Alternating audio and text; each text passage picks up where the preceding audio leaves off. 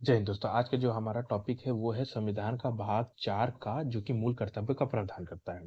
लेकिन उसको पहले देखने से पहले हम एक बार जो मूल मौलिक अधिकार है, फंडामेंटल राइट, और जो डीपीएसपी इससे संबंधित कुछ केस हैं जो आपके एग्जाम के लिए इंपॉर्टेंट है, इसको देख लेते हैं। तो देखिए, सबसे पहला डीपीएसपी और मूल अधिकार से संबंधित जो केस था वो था चंपकम दोराई राजन केस। ये 1951 में ये केस आया। तो चंपकम दोराई राजन 1951। अब ये क्या कहता है कि मूल अधिकार और डीपीएसपी पर प्रबल, मतलब जो मूल अधिकार है वो डीपीएसपी पर प्रबल होंगे। मूल अधिकार बड़ा होगा, डीपीएसपी उससे कम होगा, ये इसका प्रावधान करता है। और कहता है कि जो मूल अधिकार है वो संशोधनी, मतलब उसमें अमेंडमेंट हो सकता है।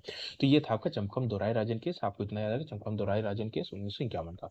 उसके बाद गोलकनाथ केस आया 1967 में। ये कहता है कि संसद मौलिक अधिकारों छीन नहीं सकते। सही है, आप संशोधन कर सकते हैं लेकिन छीन नहीं सकते, पूरा खत्म नहीं कर सकते। उसको लेकर के आगे दो संविधान में संशोधन होते हैं, जो आपका 24वां संविधान संशोधन, 25वां। अब देखिए, 24वां संविधान संशोधन कहता है कि संसद मौलिक अधिकारों में संशोधन कर सकती है संसद द्वारा। और 25वां संविधान संशोधन कहती है कि कोई भी कानून जो अनुच्छेद 39 सी और अनुच्छेद 39 बी और सी, मतलब अनुच्छेद 39 बी जो आपको मैंने बताया था भौतिक संसाधनों के वितरण से संबंधित है, और अनुच्छेद 39 सी जो कि धन के संकेंद्रण से संबंधित है। तो वही बोलता है कि कोई भी कानून जो 39 बी और 39 सी को लागू करने का प्रयास करता है, उसे अनुच्छेद 14 और अनुच्छेद 19 के तहत शून्य या अमान्य घोषित नहीं किया जाता। मतलब ये कहता है कि अगर कोई भी कानून जो आप भौतिक संसाधनों के वितरण से संबंधित, या 39 बी, या फिर आप धन के संकेंद्रण को रोकने से संबंधित, या 39 सी को लागू करने के लिए आप बनाते हैं, तो उसे कोर्ट ये कह करके निरस्त खत्म नहीं कर सकती कि ये अनुच्छेद 14 और अनुच्छेद 19 का उल्लंघन करता है। ये आपका आपका 25वें संविधान संशोधन के तहत जोड़ा गया। अब आगे जो तीसरा केस है, ये है केशवानंद भारती। ये बता चुका हूं मैं आपको, 73वें संविधान संशोधन 13 बेंच की जजों ने दिया था।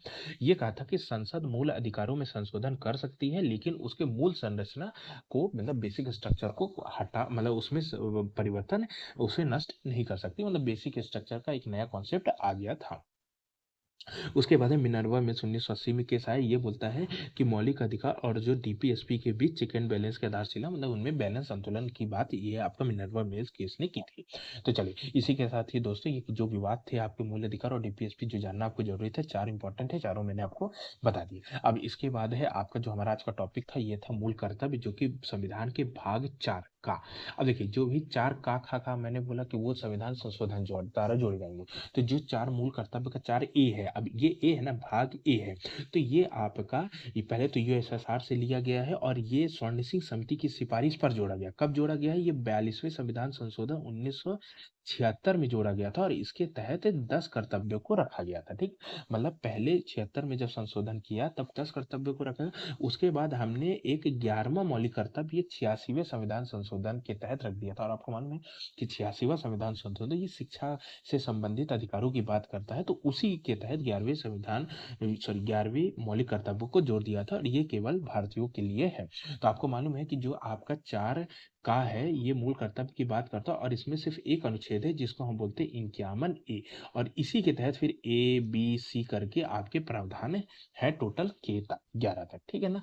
तो चलिए, अब हम एक एक करके देखते हैं। तो देखिए, जो आपका अनुच्छेद 51 ए क्लॉज ए और सब क्लॉज ए है, तो वो बोलता है कि संविधान का पालन करना, उसके आदर्शों और संस्थानों तथा राष्ट्रीय ध्वज और राष्ट्रगान का सम्मान करना है। मतलब कि ये एक तरह से संविधान के पालन करने की बात करता है, राष्ट्रीय ध्वज और राष्ट्रगान का सम्मान करने की बात करता है। इससे बी क्या है? तो बी कहता है कि उन महान आदर्शों को सजोना और उनका पालन करना जिन्हें स्वतंत्रता के लिए हमारे राष्ट्रीय संघर्षों ने प्रेरित, मतलब कि जो जो भी आदर्श हमारे राष्ट्रीय संघर्षों को प्रेरित करते थे स्वतंत्रता के लिए, उन सबको हमें संजोना है और उसका पालन करना है।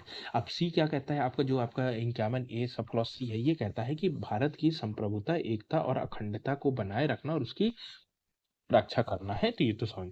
फिर जो डी है, ये कहता है कि देश की रक्षा करना और आवश्यकता पड़ने पर राष्ट्रीय सेवा प्रदान करना। ई क्या कहता है? कि भारत के सभी लोगों के बीच सद्भाव और समान भाईचारा की भावना को बढ़ा देना, मतलब आपसी भाईचारे को बढ़ावा देने की बात ई करता है। एफ कहता है कि हमारी समग्र संस्कृति की समृद्ध विरासत को महत्व देना और संरक्षण, मतलब हमारे जो संस्कृति विरासत है उसका संरक्षण संवर्धन करना, इस सब की बात आपका एफ करता है। और आपका जो जी है, ये प्राकृतिक पर्यावरण की रक्षा एवं सुधार की बात करता है, और जीवित प्राणियों के प्रति दया भाव रखने की बात करता है।